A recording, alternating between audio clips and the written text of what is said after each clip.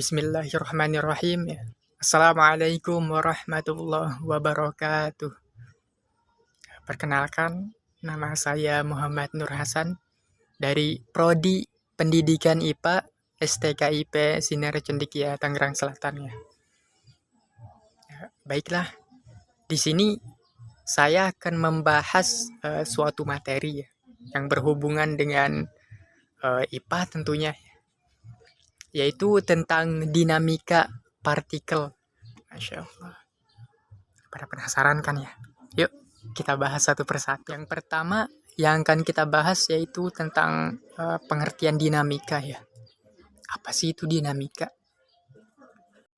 Berbicara mengenai dinamika ya, tentu di antara kita ya masih banyak yang belum mengenalnya mungkin.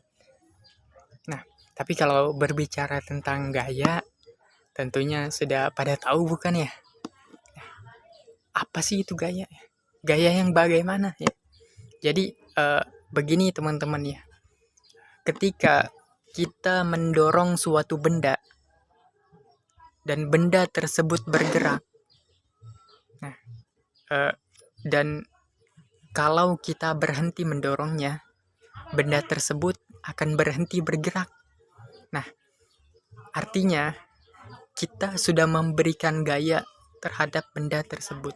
Dan gaya juga ada berbagai macam jenisnya ya. Tidak hanya disampaikan, tidak hanya seperti pada contoh yang telah disampaikan oleh saya ya pada pemaparan yang pertama, tapi ada berbagai macam jenis.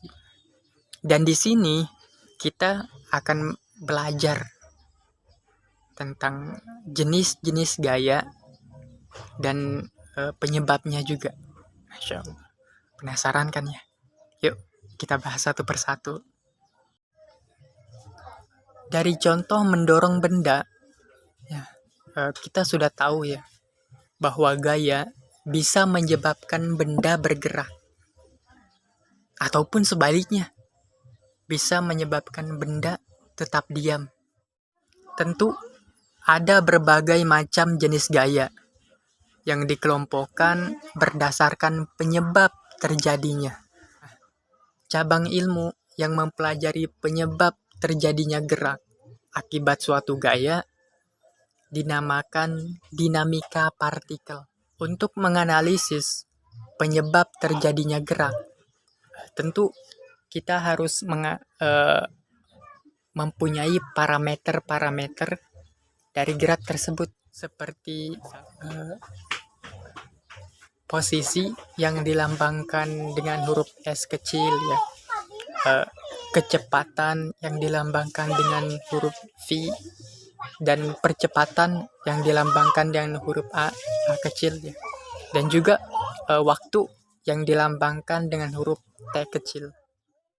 Pernyataan mengapa benda bisa bergerak ternyata sudah bisa dijelaskan dengan baik oleh Sir Isaac Newton, guys, dalam suatu konsep gaya ya. Nah, di sini kita akan membahas terlebih dahulu tentang hukum-hukum Newton. Pasti teman-teman bertanya kan ya, loh kenapa kok ada hukum Newton di sini ya? Kan kita sedang membahas dinamika partikel ya. Kenapa harus ada hukum Newton gitu? Karena hukum Newton digunakan untuk menganalisa berbagai macam jenis masalah ya, seperti pergerakan pada bidang datar, bidang miring, sistem katrol, dan masalah lainnya yang masih cukup sederhana. Dan hukum Newton terbagi menjadi 3 ya, yaitu hukum 1 Newton, hukum 2 Newton, dan hukum 3 Newton ya. Yuk kita paparkan satu persatu. Yang pertama nih, hukum 1 Newton. Teman-teman ada nggak sih yang pernah dengar tentang hukum kelembaman? Nah, hukum 1 Newton ini sering juga disebut dengan hukum kelembaman. Kenapa sih kok bisa disebut dengan hukum kelembaman ya? Karena apabila tidak ada gaya yang bekerja pada benda, atau bisa dikatakan bahwa resultan gaya yang bekerja pada benda adalah nol. Nah, maka benda tersebut akan diam atau bergerak lurus beraturan. Contoh penerapan hukum 1 Newton dalam kehidupan sehari-hari seperti saat kamu naik mobil ya, dengan laju yang cukup kencang. Nah, terus tiba-tiba sopirnya itu ngerem tuh. Wah, pasti ya, tubuh kamu kan akan melakukan sebuah mempertahankan posisi ya. Atau bisa juga kita ambil contoh ya, ketika kita sama temen nih, sama-sama mendorong benda ke arah yang berlawanan. Nah, namun benda tersebut justru diam. Nah, berarti gaya yang dihasilkan oleh kita dan teman kita ini nih sama, sehingga benda tersebut tidak bergerak. Dan hukum 1 Newton ya dapat dirumuskan sebagai berikut ini. Saya gambar dulu ya rumusnya. Nah,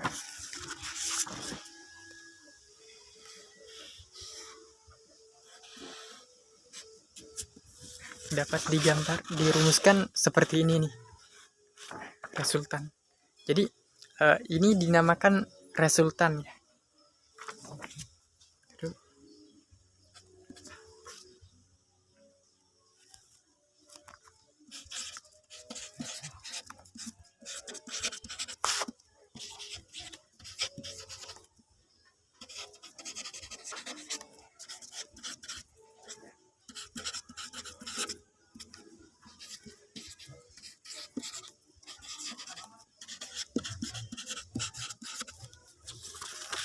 Ini nih resultan gaya yang bekerja pada suatu benda ya. Dirumuskan seperti ini teman-teman. Lanjut materi yang kedua ya, yaitu hukum 2 Newton ya. Hukum yang kedua menjelaskan tentang hubungan antara resultan gaya yang bekerja pada benda dengan massa dan percepatannya. Teori hukum 2 Newton yaitu percepatan yang dialami benda akan sama hasilnya dengan hasil bagi antara resultan gaya dengan massa benda tersebut. Kalau kita ambil penerapan hukum 2 Newton, kira-kira apa ya? Misalkan nih, contohnya itu ketika kita nih mendorong gerobak kosong ya, tanpa muatan. Dengan mendorong gerobak yang penuh dengan muatannya. Nah, lebih beratan mana tuh? Yang ada muatannya, apa yang gak ada muatannya? Nah, tentu lebih berat yang ada muatannya kan ya? Nah,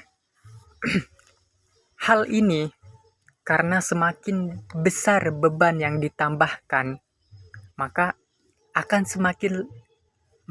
semakin kecil percepatannya gitu loh. Begitupun sebaliknya ya, semakin kosong sebuah muatan, maka akan semakin cepat pula percepatannya. Nah, itu adalah contoh dari hukum 2 Newton ya. Ya, hukum 2 Newton ini dapat dirumuskan ya. Sebentar dulu. Dengan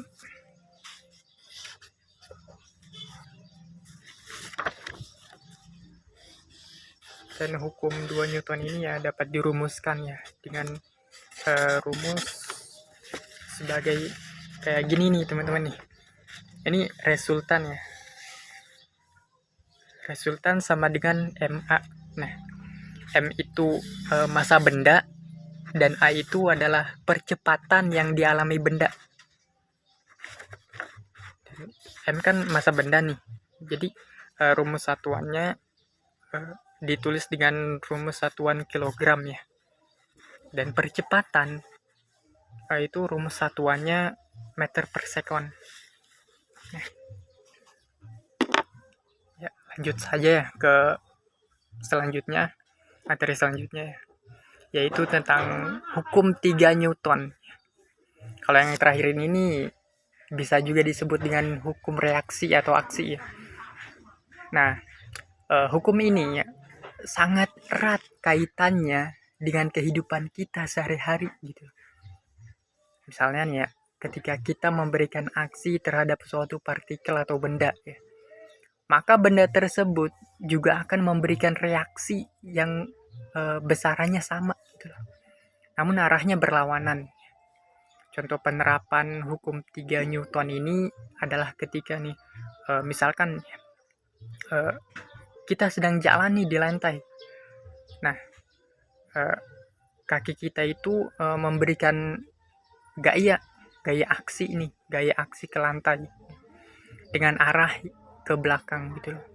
Nah, kemudian lantai memberikan reaksi kepada kita ke arah depan, ke arah ke depan ya.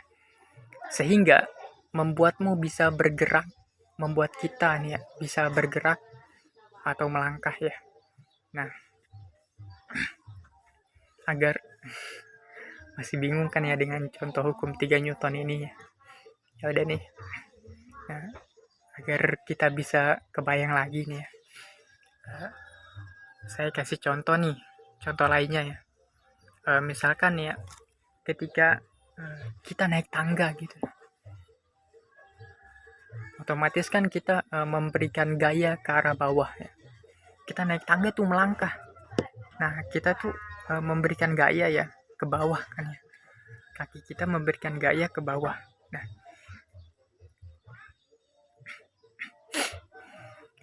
kemudian tetapi justru kita naik ke atas gitu.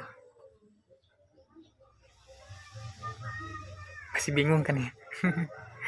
Ya udah nih, saya kasih contoh satu lagi nih ya.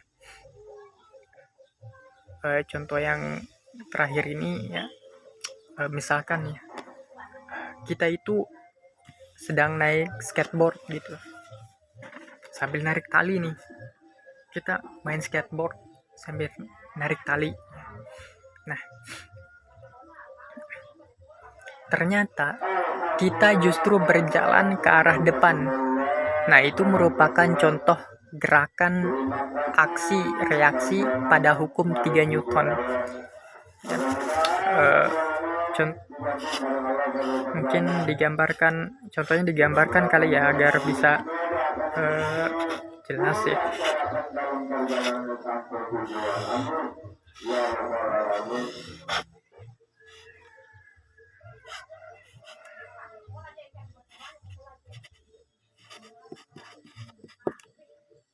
Sebentar teman-teman ya, saya akan gambarkan contohnya, contoh hukum 3 Newton ya, reaksi aksi.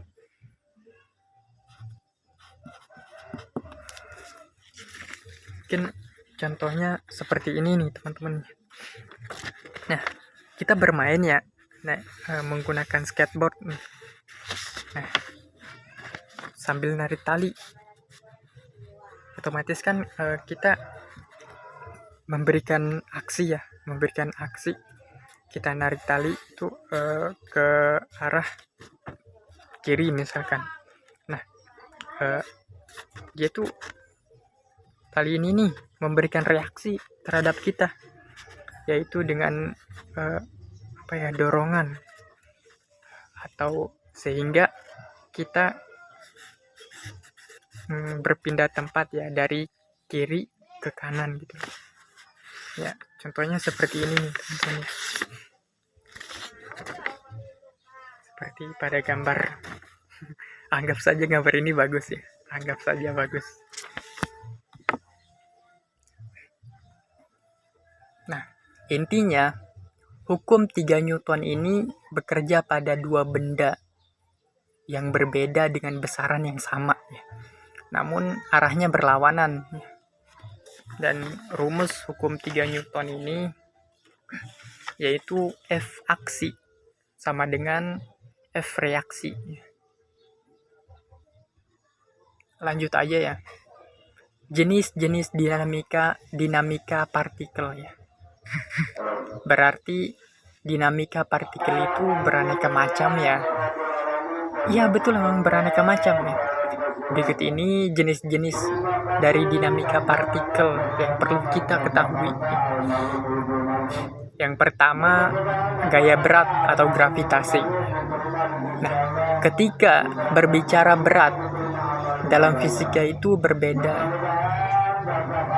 dengan berat, misalkan dengan berat badan si A misal 45 kg, sedangkan berat badan si B 60 kg ya. Bukan kayak gitu. Tapi dalam fisika itu disebut massa. Sedangkan gaya berat yang dimaksud di sini disebabkan oleh gravitasi. Semua benda yang jatuh di dekat permukaan bumi maka akan memiliki gaya gravitasi yang percepatannya sama dengan percepatan gravitasi, yaitu sebesar 9,8 meter per sekon ya, atau dalam Newton ya, bisa kita rubah dalam Newton, yaitu 9,8 Newton per kilogram ya. Agar lebih mudah ya, bisa menggunakan 10 meter per sekon kuadrat ya, dengan mengabaikan hambatan udara ya. Nah, lalu pengertian dari gaya gravitasi itu apa sih? Nah, jadi pengertiannya seperti ini nih teman-teman ya. Gaya gravitasi adalah gaya yang dilakukan oleh bumi terhadap setiap benda yang berada di permukaannya atau yang berada di dekatnya nih. Oh iya, perlu kita ingat ya bahwa arah gaya berat ini ya selalu mengarah ke bawah menuju pusat bumi, tidak melayang ke atas. Enggak melayang. Misalkan ya, kita naik pohon. Nah, terus kita loncat tuh dari pohon, itu enggak melayang ke atas ya, enggak. Tapi ketika kita naik pohon lalu loncat, nah loncatnya ini nih arahnya itu ke bawah, selalu mengarah ke bawah, selalu mengarah ke pusat bumi. Nah, itu disebut gaya gravitasi ya. Contoh penerapan gaya berat ya atau gaya gravitasi ini dalam kehidupan sehari-hari ya, seperti seperti itu tadi tuh, yang kita naik pohon ya, mau ngambil buah terus kita loncat tuh. Nah, loncatnya itu pasti mengarah ke bawah ya. Nah, jadi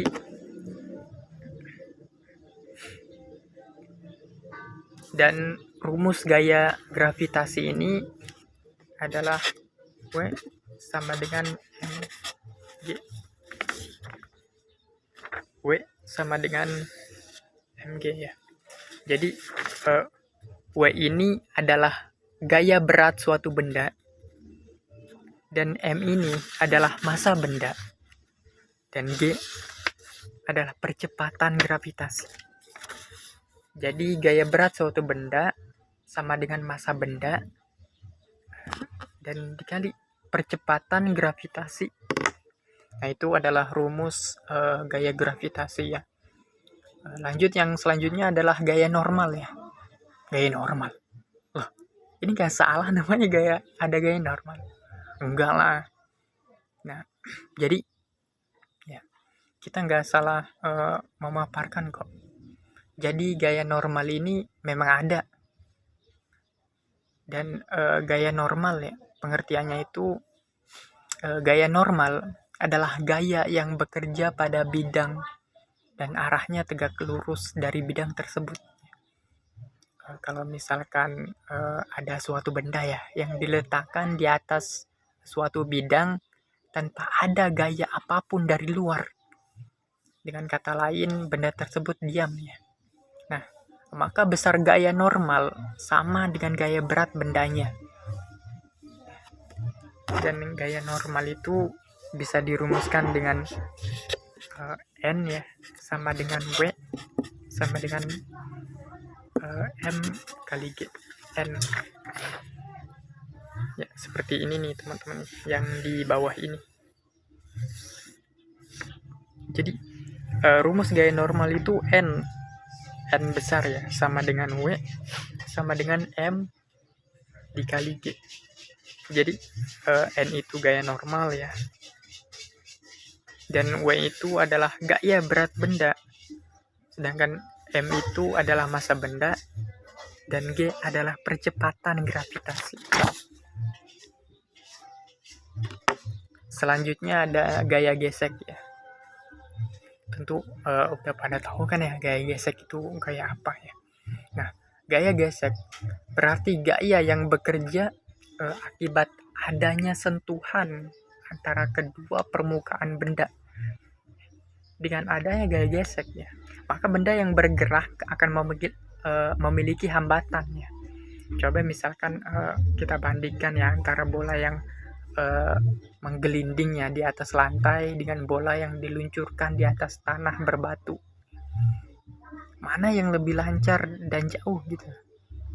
Nah, tentu saja bola yang diluncurkan di atas lantai kan ya. Nah, mengapa? Karena permukaannya halus. Gaya gesek yang terjadi tidak terlalu besar dibandingkan permukaan tanah berbatu.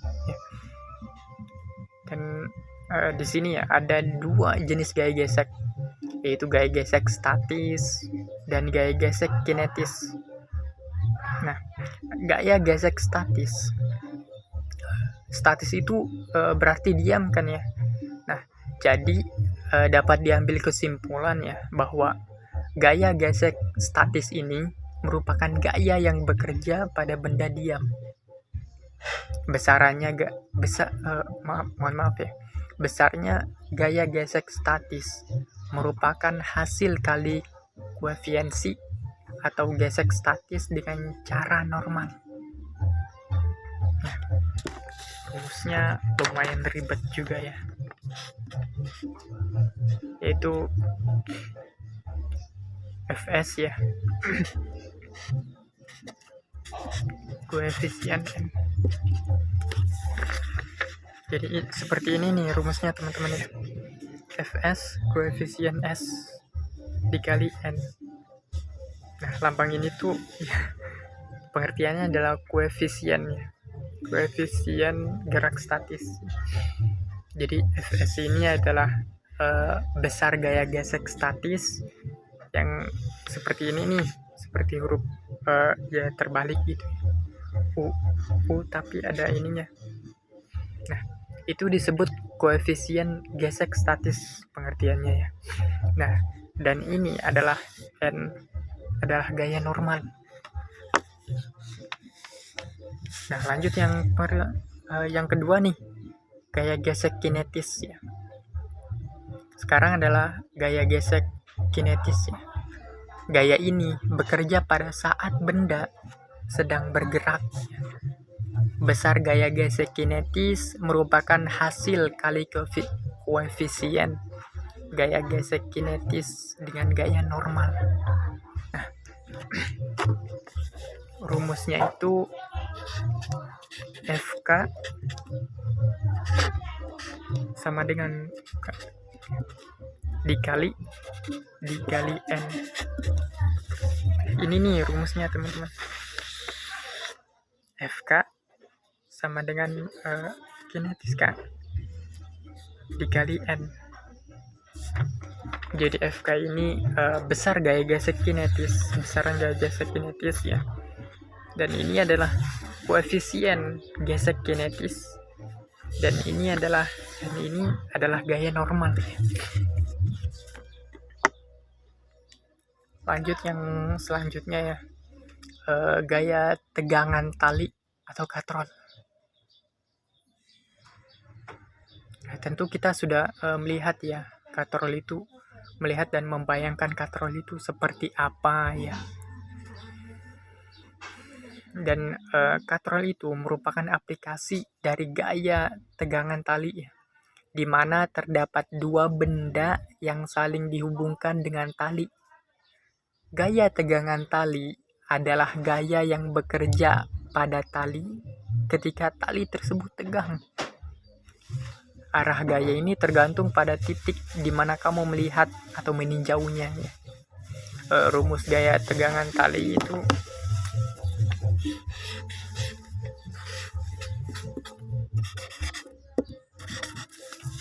seperti ini teman-teman rumusnya. Ini yang paling bawah ini. Ini adalah rumus gaya tegangan tali. Lanjut ya, yang selanjutnya adalah gaya sentripetal. Gaya sentripetal adalah gaya yang bekerja pada benda yang bergerak melingkar. Jadi gaya ini cara kerjanya selalu menuju pusat lintasan. Kira-kira kebayang nggak kalau contoh dari gaya sentripetal itu seperti apa? Nah, coba deh ya, kita ikat bola nih dengan tali misalkan, kemudian kita putar talinya sehingga menghasilkan gerakan perputaran beraturan. Contohnya seperti ini. Contohnya gini nih. Ini kan bola nih. Nah, terus kita ikat tali di sini. Ikat tali. Ini talinya. Nah, kita pegang nih talinya. Lalu kita putar. Kita putar bolanya. Nah, itu adalah contoh gaya sentripetal ya. Jadi gaya sentripetal pada contoh tersebut adalah tegangan tali yang diikat pada bola. Dan rumus gaya sentripetal adalah Fs ya, sama dengan M kali As. Seperti ini rumusnya teman-teman. Jadi Fs itu adalah gaya sentripetal ya. M itu adalah massa benda dan As adalah percepatan sentripetal. Nah, lanjut ya. Tadi kan sudah membahas tentang hukum 1 Newton ya, hukum 2 Newton dan hukum 3 Newton ya. Nah, dan macam-macam gaya dan juga jenis-jenis gayanya. Nah, sekarang kita sampai pada contoh soalnya. Langsung kita pada soal yang pertama ya teman-teman ya. Di sini ada soal 1 tuh. Soalnya itu sebuah benda yang memiliki berat 5 kg diletakkan di atas meja dalam keadaan diam. Nah, berapa gaya normal yang bekerja pada benda tersebut? Lanjut ya ke pembahasannya. Pembahasannya itu diketahui ya. M sama dengan 5 kg dan G sama dengan 10 meter per sekon kuadrat. Ditanya N sama dengan tanda tanya ya masih ya. Dan jawab ya. Kita langsung masukkan ke rumusnya aja ya. N sama dengan W dengan meter atau M dikali G. Nah, kita langsung ya. W sama dengan M sama dengan itunya kan 5 kg ya beratnya. Kita masukin 5 kg kali 10 sama dengan 50 Newton ya. Dan 5 kali 10 kan sama dengan 50 Newton ya. Nah, bendanya diam tuh. Nah, jadi gaya ke atasnya juga sebesar 50 Newton. Mungkin itu saja ya yang dapat saya sampaikan. Kurang dan lebihnya mohon dimaafkan ya. Karena saya masih dalam tahap belajar ya. Jadi wajar ya kalau ada salah. Akhirul kalam. Wassalamualaikum warahmatullahi wabarakatuh.